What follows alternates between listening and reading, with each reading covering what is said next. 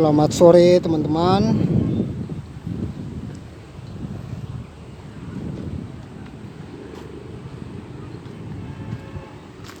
Semoga sehat selalu teman-teman dimanapun teman-teman berada. Nah, sore ini saya mau berbagi tentang pupuk organik cair ya, yang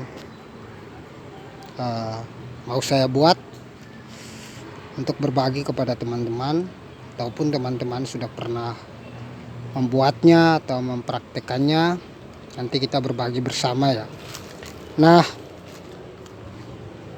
kita tahu bahwa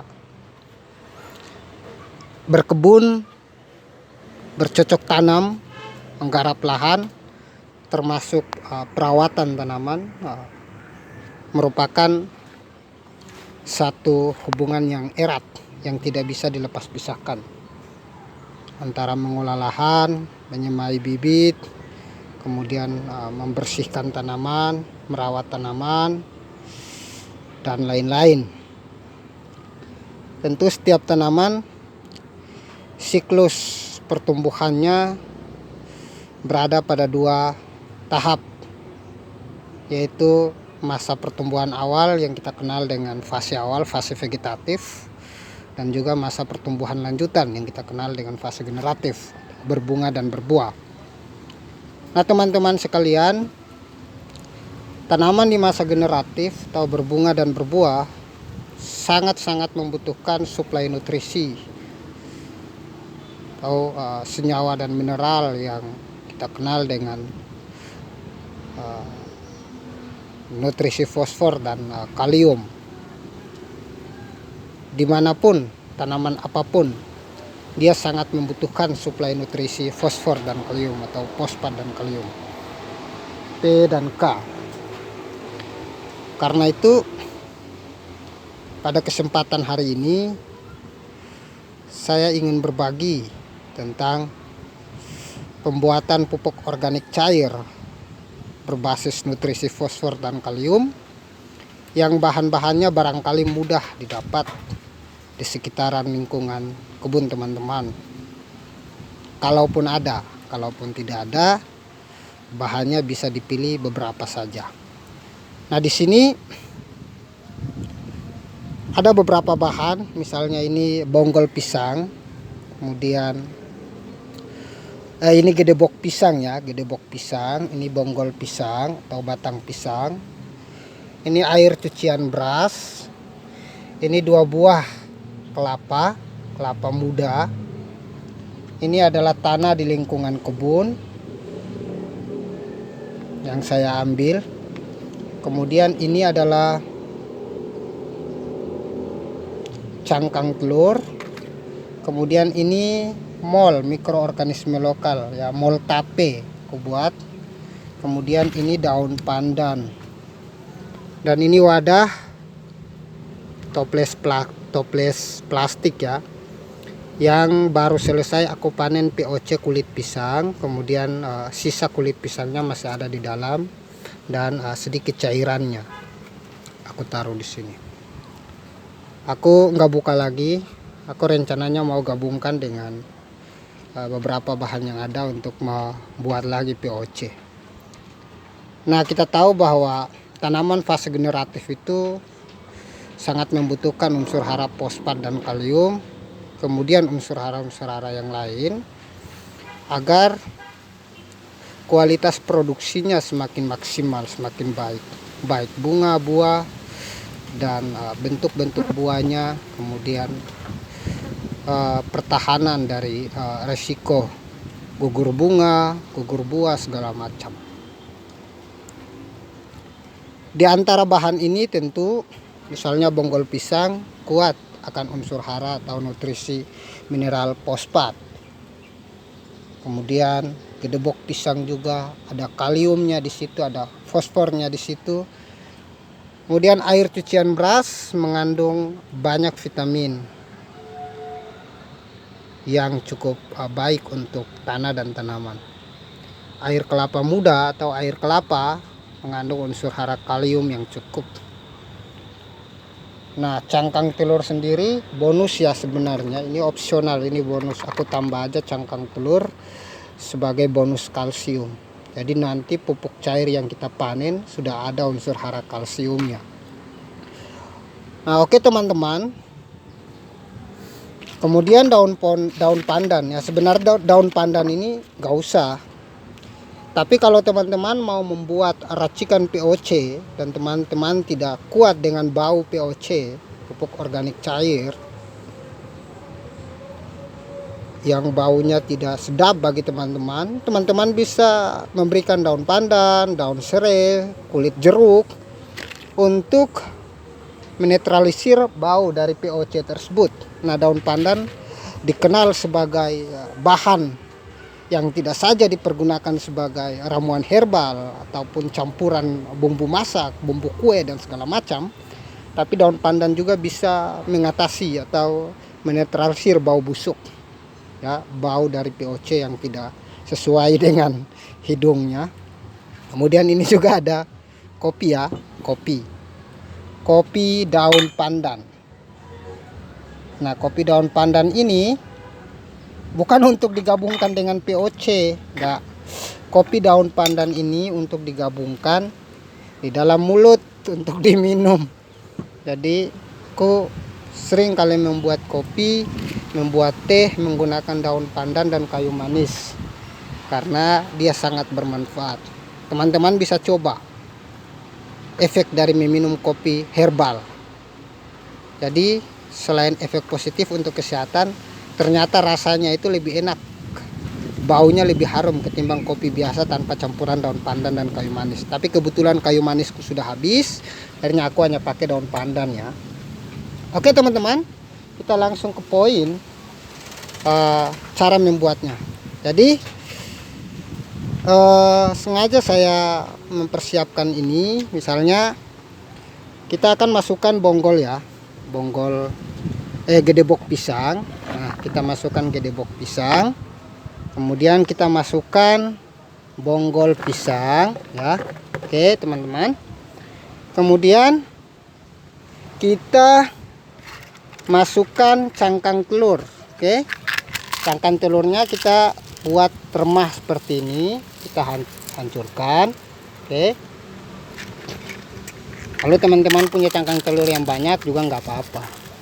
Kalau teman-teman punya bahan yang diantara bahan ini yang tidak ada, silakan teman-teman gunakan diantara bahan yang ada saja. Kalaupun tidak ada lagi ya nggak usah buat maksudnya. Oke, setelah itu kita akan kasih ya, kita kasih tanah di pekarangan ya. Apakah ini leaf mold, kompos, silakan, atau tanah yang subur ya, yang tidak terkontaminasi dengan bahan-bahan racun kimia seperti herbisida, Roundup, kemudian pupuk kimia dan lain-lain ya. Oke, kita kasih seperti ini. Setelah itu kita masukkan pertama kita masukkan air kelapa dulu. Oke, kita masukkan air kelapa dulu. Nah, kita masukkan air kelapa dulu. Kalau teman-teman punya kelapa yang banyak, bisa gunakan lebih banyak air kelapa karena dia sumber kalium yang tinggi. Kalau tidak ada kelapa, teman-teman bisa ke pasar membeli atau meminta gratis kok itu air di kelapa, tukang parut kelapa itu biasanya banyak. Setelah itu kita coba kita masukkan air cucian beras ya. Air cucian berasnya kita masukkan ke sini.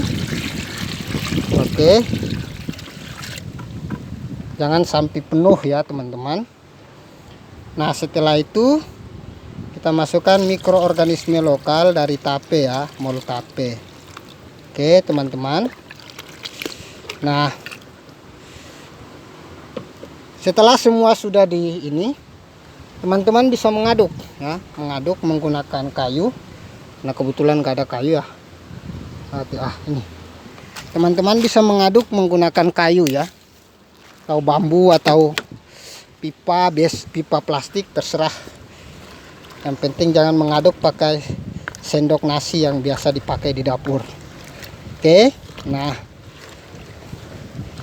kita aduk sampai merata. Nah kurang menarik kalau aduknya seperti pakai tangan aja teman-teman. Aku sudah terbiasa menggunakan ini, jadi pakai tangan kosong aja, nggak usah pakai sarung tangan segala macam. Kalau teman-teman tidak terbiasa, silakan pakai sarung tangan. Misalnya kulitnya sensitif kena hal-hal yang begini kan, tapi punya kemauan mau buat POC dengan SOP yang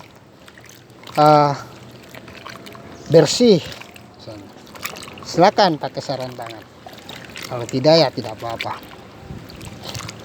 Oke, setelah itu teman-teman tinggal masukkan daun pandan ya.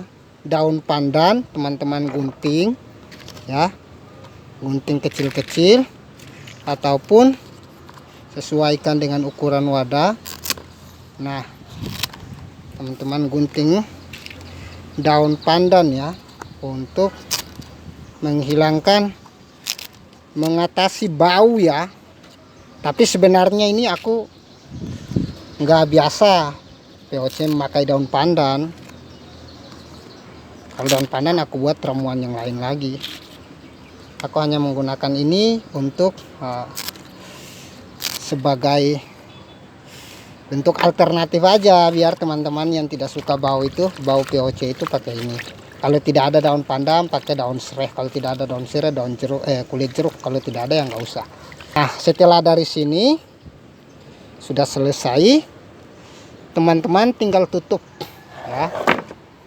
Nah gimana itu isi kelapanya? Nah isi kelapa itu kelapa muda, kalau teman-teman mau makan ya silakan. Kalau lebih enak, kalau teman-teman tidak mau makan, isinya bisa ditaruh ke sini ya. Saya kebetulan masih kenyang, jadi belum mood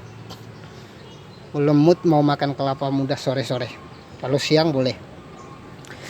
Jadi nanti sebentar saya akan kasih ke sini ya, karena saya lagi buat video belum sempat belah ini kelapa. Nah teman-teman tinggal tutup ya. Setelah tutup, teman-teman taruh di tempat yang, silakan di tempat yang terbuka. Yang terpenting ada tutupnya di atas biar tidak kena panas dan hujan. Ataupun teman-teman mau menyimpan di tempat yang teduh, silahkan. Itu teknik masing-masing bagi teman-teman.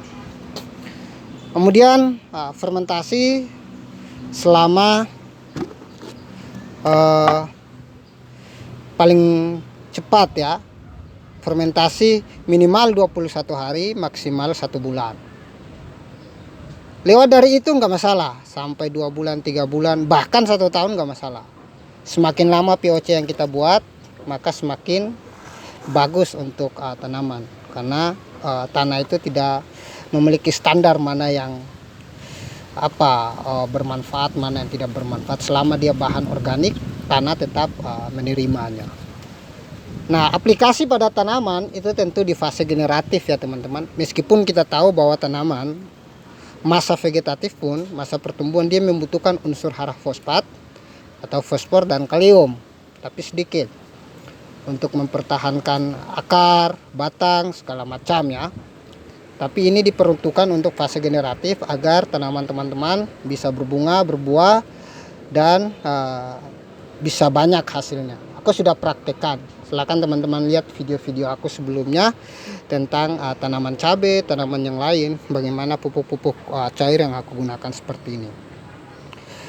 Dosis aplikasi, kalau teman-teman punya sudah jadi ya 1 bulan, teman-teman bisa buat 1:25 ya, atau bahkan 1:50 untuk spray, untuk semprot pada tanaman. Jadi 1 liter POC ditambah dengan 50 liter air bersih untuk semprot. Untuk kocor 1:25. Untuk kocor 1:25. Jadi 1 liter POC banding dengan 25 liter air bersih.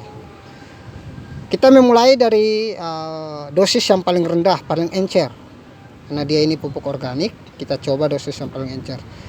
Kalaupun mau dosis yang lebih pekat, setelah uji coba dosis yang encer, ada perkembangan ataupun tidak terjadi apa-apa pada tanaman, teman-teman mau uji coba lagi dengan dosis yang paling pekat, bisa 1:10 ya. 1:10 ataupun 1:20. Misalnya 1:20 untuk semprot spray, 1:10 untuk kocor. Dan ini dilakukan setiap 2 minggu sekali ya. 2 minggu sekali kocor, 2 minggu sekali semprot. Misalnya metodenya adalah 2 minggu sekali teman-teman sudah kocor, kemudian 2 minggu kemudian lagi teman-teman spray semprot. Begitu seterusnya sampai tanaman berakhir hidupnya. Oke, sampai jumpa. Semoga bermanfaat di video-video berikutnya. Ini video singkat.